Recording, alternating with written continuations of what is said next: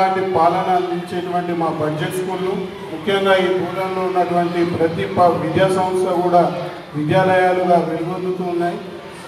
రాష్ట్ర వ్యాప్తంగా రేపటి పాఠశాలల బంధుకు బోధన్ ప్రైవేట్ పాఠశాలల కళాశాలల యాజమాన్యాల సంఘం పూర్తిగా మద్దతు తెలుపుతుంది.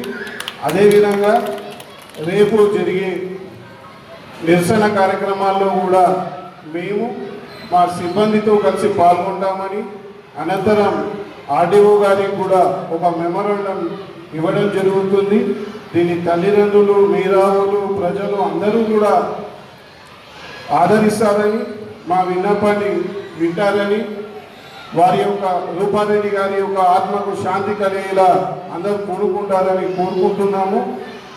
మరొకసారి రేపటి పాఠశాలల కళాశాలల బంధుకు ప్రతి ఒక్కరూ కూడా సపోర్ట్ చేయాలని కోరుకుంటూ వారి మృతిని మేము యావత్ సభ్యులం అందరం కూడా ఖండిస్తున్నాము. చివరిగా జిల్లా అధ్యక్షులు కిషోర్ తెలుస్తూ ఉంది ఎలాంటి పరిస్థితుల్లో గాడి తప్పుతుంది అనేది చూసుకుంటే విద్యా వ్యవస్థలో లోపమా లేకపోతే తల్లిదండ్రుల యొక్క లోపమా అనేది ఇబ్బంది కలుగుతుంది. ఎందుకు తల్లిదండ్రుల యొక్క మేము ఇబ్బంది అంటున్నామంటే ఇందాక శ్రీనివాసాలు చెప్పారు, చిన్న సంఘటన స్కూల్లో జరిగితే ఏదైనా చిన్న మాటలు అంటే వందల మంది వచ్చి ఆ పిల్లోడి ముందర చేస్తూ ఉన్నారు. ఈ మధ్యన కూడా చూసాం మనం బోధనలో ఒక స్కూల్లో చిన్న చేస్తే పిల్లోడి ముందర టీచర్ని కొట్టడం జరిగింది. ఇలాంటివి జరుగుతున్నప్పుడు ఆ స్కూల్ కరస్పాండెంట్ కానీ హెచ్ఎం కానీ టీచర్లు కానీ ఎలాంటి పరిస్థితుల్లో కాపాడగలుగుతాం మేము. కాబట్టి ఒక విద్యార్థి చనిపోతున్నాడంటే చాలా బాధ అనిపిస్తుంది.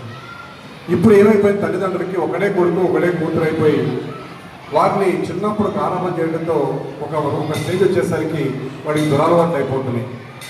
ఇంకోటి గ్రామీణ ప్రాంతాల్లో ముఖ్యంగా అన్నీ దొరుకుతున్నాయి. గంజాయి కానీ మత్తు పదార్థాలు అన్నీ కూడా దొరుకుతున్నాయి. ముఖ్యంగా మన ప్రభుత్వాలు కానీ ఇక్కడ ప్రజలు కానీ అక్కడ ఉన్న వ్యవస్థ కానీ ఫస్ట్ వాటిని నిర్మూలించాలి.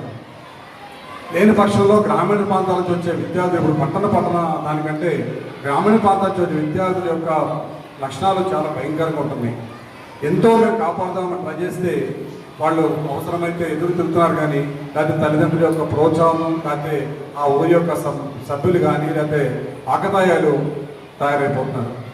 దీంట్లో భాగంగా మొత్తం తెలంగాణలో బడ్జెట్ స్కూల్స్ మనయి. బడ్జెట్ స్కూల్లో టీచర్లు కానీ ఆ కరస్పాండెంట్స్ కానీ ఎవరు కూడా స్కూల్ నడిపే పరిస్థితి రాను భయంకర పరిస్థితి వచ్చేస్తున్నాయి. ఇవాళ రూపారెడ్డి మేడం గారు కొన్ని 20 సంవత్సరాల నుంచి ఆ స్కూల్లో ప్రిన్సిపాల్గా చేస్తూ ఉన్నారు. ఆ విద్యార్థి యొక్క సెల్ ఫోన్ తీసుకొస్తాం, ఆల్రెడీ కొన్ని ట్రిక్ చేసి వస్తే 10 days ముందరే ఆ విద్యార్థిని ఆ తల్లిదండ్రులు పిలిచి వాళ్ళ ముందర వాళ్ళ తండ్రికి అప్పచెప్తే దాన్ని మనసులో పెట్టుకుని ఈరోజు మనం ఆ రోజు చూసాం. మండే రోజు ఆమె వచ్చింది, ట్యూస్డే పైసలు తీసుకెళ్తుంది ఆఫీస్ నుంచి అని తెలిసి దాదాపు 4 లక్షల రూపాయలు ఆమె బ్యాగ్లో ఉంటే ఫస్ట్ ఆమె ఆ బ్యాగ్లో వచ్చి పైసలు తీసుకెళ్దామని ప్రయత్నంలో వాడు మొత్తం మాస్క్ పెట్టుకొచ్చాడు. వాడు స్టూడెంట్గా రాలేదు. కానీ ఆమె ఒక్కసారి గుర్తుపట్టి బాబు అని పిలవడంతో వాడు గుర్తుపట్టిందని చెప్పి వాడు ఎట్లా ఆల్రెడీ చాక్ తెచ్చుకున్నాడు కాబట్టి మొత్తం 27 కత్తిపోట్లు అతి దారుణంగా చంపడం జరిగింది. దాంట్లో వాళ్ళు మేము చూసాం 2.5 లక్షల రూపాయలు వాళ్ళ దగ్గర పెట్టుకొని 60,000 రూపాయలు పెట్టి ఒకటి సెల్ కొన్నారు, ఒక మంచి సెల్ కొన్నారు, జలసాలు చేశారు. అన్నింటిని కూడా వాళ్ళు పోలీసు మొత్తం ఎంక్వైరీ చేసి ఆఖరి 2 రోజుల ముందల వాళ్ళని పట్టుకోవడం జరిగింది. వాళ్ళని మనం చూసాం, ఎస్పీ గారు చెప్పారు.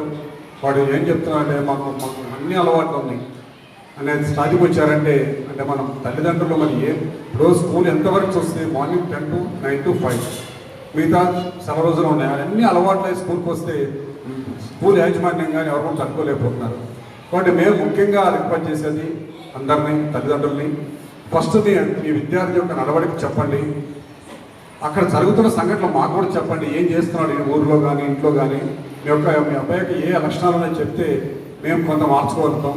అట్లనే ప్రతి స్కూల్లో కూడా మేము దాదాపు గత 2 సంవత్సరాల నుంచి మోటివేషన్ క్లాసెస్ పెడతాం. నార్కోటిక్స్ మీద, డ్రగ్స్ మీద, వాళ్ళ యొక్క ప్రవర్తన మీద హైదరాబాద్ నుంచి కూడా తీసుకొచ్చి ఎక్కడెక్కడ వాళ్ళు తీసుకొచ్చి మొత్తం తెలంగాణ అంతా కూడా బడ్జెట్ స్కూల్స్లో పెడతా ఉన్నాం.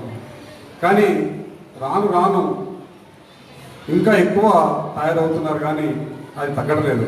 కాబట్టి ముఖ్యంగా ప్రెస్ మిత్రులు నేను చెప్పేది ఏంటంటే, మీరు కూడా సమాజంలో ఒక ముఖ్యమైన భూమిక పోషిస్తున్నారు కాబట్టి ఫస్ట్ దీన్ని ప్రెస్ ద్వారా కానీ మీకు తెలిసిన ద్వారా కానీ సమాజంలోకి వెళ్ళాలి. ఒక రూపారెడ్డి మేడం గారు వాళ్ళ దారుణంగా చనిపోయారంటే ఇంకెంతోమంది తయారవుతూ ఉంటారు దీన్ని చూసి.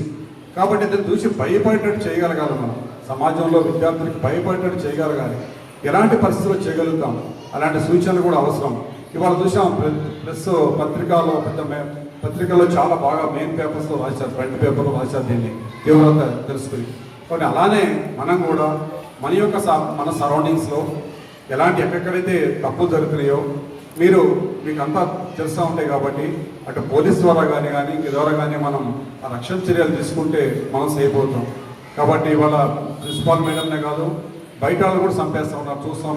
ఆ గంజాయి మత్తులో కానీ నార్కోటిక్స్లో అవన్నీ రూపుమాపాలంటే మేము చాలా కష్టపడతాం. నిజంగా ఇంకా మేడం చెప్పినట్టు మేము మంచి పౌరులుగా ఒక డాక్టరో ఇంజనీరో ఇవాళ ఎవరైనా స్కూల్లో టీచర్ చెప్పిన చదువుతోనే ఇవాళ అందరూ పైకి వెళ్తారు. ఇవాళ నేను చదువుకున్న చిన్నప్పుడు టీచర్ దగ్గర చదువుకున్నాను, మీరు చదువుకున్న టీచర్ దగ్గర చదువుకున్నాను. టీచర్స్ ఎప్పుడు కూడా ఆ టీచర్స్ వాళ్ళ ఇంట్లో బాగుపడాలని కోరుకుంటారు, కానీ ఎప్పుడు చనిపోవాలని కోరుకోరు. కానీ ఈ రోజుల్లో వచ్చిన విద్యార్థుల్లో అప్పటికి ఇప్పటికి తేడా ఏంటంటే, టీచర్ అంటే ఏ బాగా చేస్తున్నారు, లేకపోతే వచ్చి అల్లరి చేయటం కానీ ఇవన్నీ చేస్తున్నారంటే ఇతరుల యొక్క అవకాశం తీసుకున్నారు. వాటి ముఖ్యంగా యూనియన్స్ ఏదైతే యూనియన్స్ ఉన్నాయో యూనియన్స్ కూడా ఇప్పుడు సహకరించాలి ఇలాంటి పరిస్థితులు. కాబట్టి ఆల్ యూనియన్స్ ఏదైతే ఉన్నాయో స్టేట్ లెవెల్లో మండల్ లెవెల్లో ఆల్ యూనియన్స్ కూడా దీన్ని సహకరించాలని చెప్పి మేము ముఖ్యంగా కోరుతున్నాం.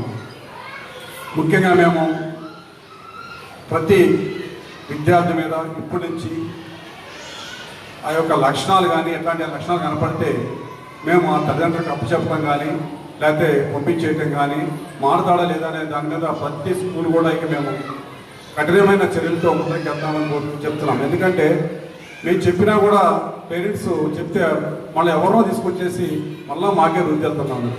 కాబట్టి అట్లాంటిది మీరు కూడా కొద్దిగా మాకు సహకరించాలి. ఇట్లాంటి విషయాల్లో మీరు అందరూ సహకరిస్తేనే మేము చేయగలుగుతాం. మా యూనియన్ ద్వారా కానీ మా స్కూల్స్ ద్వారా మేము చేయాలంటే చాలా భయంగా ఉంది. సోషల్ మీడియా బాగా యాక్టివ్ అయిపోయింది. అక్కడ నిన్న మనం చూసాం రూపారెడ్డి మేడం గారిని హత్య చేసింది వేరే వాళ్ళు, కానీ వాళ్ళ భర్త వాళ్ళని ఇంటరాక్ట్ చేస్తే 4 రోజులు ఆ ఇంటరాక్షన్లో ఆయనకు కావాల్సిన సమాచారం కోసం ఇంటరాక్ట్ చేస్తే ఆయనే మర్డర్ చేశారని చెప్పి 4 రోజులు క్షోభతులు చేశారు. కాబట్టి అలాంటివి కాకుండా నిజమైన వార్తల్ని మనం చేద్దాం. మన బోధన వరకు అయితే మీరందరూ కూడా మా ప్రైవేట్ స్కూల్స్ని మా కాలేజీలని మీరు కాపాడుతూ ఉన్నారు. ముందు కూడా మీ సహకారం కావాలి. అది భరోసా ఇద్దాం అనుకుంటున్నాం. మేము దీని మీద తక్షణమే రాష్ట్ర ప్రభుత్వం తీవ్రమైన చర్యలు తీసుకుంటుందని అనుకుంటున్నాం. అలానే రేపటి బంద్కి కాల్కి తెలంగాణ రాష్ట్రంలో ఉన్న బడ్జెట్ స్కూల్స్ అన్నీ కూడా రేపు బంద్ కాల్ ఇచ్చినాయి. అలానే టీచర్స్ మేము అందరం కలిసి ఇక్కడే మహాలక్ష్మి టెంపుల్లో మీటింగ్ పెట్టుకుని ఇక్కడి నుంచి ఆర్డీఓ గారికి అది కూడా మేము మెమోరాండం ఇద్దాం అనుకున్నాం. ఎందుకంటే ఫస్ట్ మా టీచర్కి భరోసా ఇవ్వాలి.